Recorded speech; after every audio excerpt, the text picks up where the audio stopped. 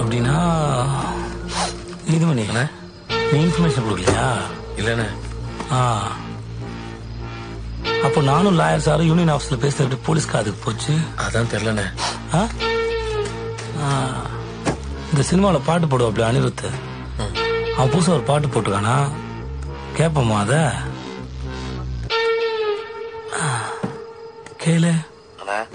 பவானி நாள் குடிச்சானே, அடுத்த ஸ்கெட்ச் உனக்கு தான். சிறுசுல வச்சு உன்னையும் தூக்கணும் முடிவு பண்ணிருக்கான். என்னடா 2 பொண்டாட்டிக்காரா?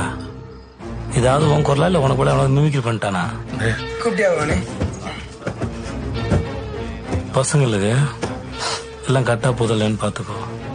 3 வேளையும் சாப்பாடு போதோ இல்லையோ, சரக்கு டோப்பு எல்லாம் நிக்காம போகணும். சரி போனே. நீ எடுத்து கொடுத்த தாலியை நீயே இருக்கலாமாண்ணே? இருப்பா, ரொம்ப எமோஷனல் பேசிட்டவா, நெஞ்சு அடைக்குதுப்பா எனக்கு. இரு. ஏன் ஜெர்க் அடிக்கிற?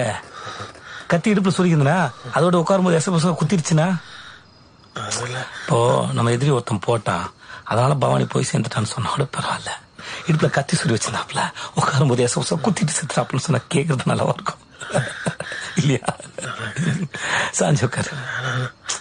நான் மரியாதையா அத போன்ல பேசும்போது ஆமா பண்றது, நேர்ல அண்ணன் ஒண்ணுன்ட்டு என்னது இது? சாஞ்சி உட்கார். அண்ணனோட கடைசி ஆசை எனக்காக செய்ய மாட்டேன்.